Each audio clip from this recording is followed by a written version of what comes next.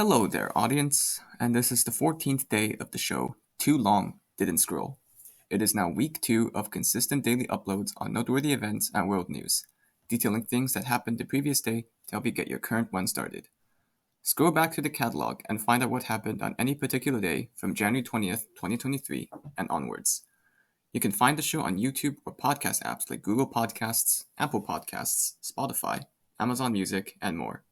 It's up to you where to listen from. Links are in the description.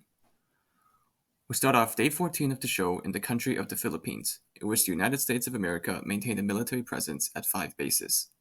Relations between the two countries have been on a slight decline in years past, as the previous government under former President Rodrigo Duterte favored maintaining amiable relations with China, though the country's current president, Ferdinand Marcos, has intended to reverse that.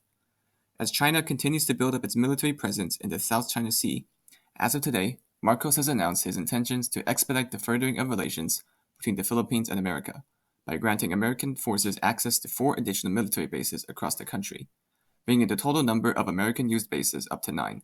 There are also talks open for a 10th site. With this gesture comes the full implementation of the Enhanced Defense Cooperation Agreement between the two countries, as both America and China-aligned forces scramble to spread their influence in the region. In the same vein of two countries tightening their relations, the countries of Israel and Sudan now appear to be taking that first step. The two countries, having fought on opposing sides of the 1948 Arab-Israeli War and the 1967 Six-Day War, did not choose to maintain diplomatic relations, let alone amiable ones, for decades, with Sudan forbidding any sort of diplomatic, economic, or trade-related relationship with Israel. However, in the wake of a push for normalizing relations, Israel and Sudan both agreed in October of 2020 to begin taking steps to finally establish formal diplomatic relations.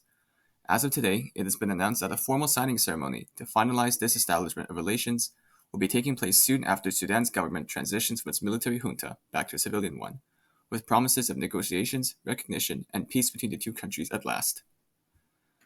Moving on over to the United Kingdom, a different type of flu virus may be back on the menu, though panic is not needed as of yet.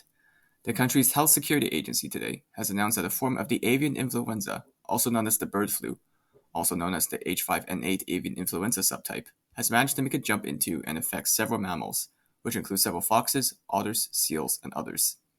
While the bird flu still primarily largely affects birds, the agency has warned that the mutations the virus could go through in mammalian bodies could lead to a jump to humans, though the risk of such happening is still very low.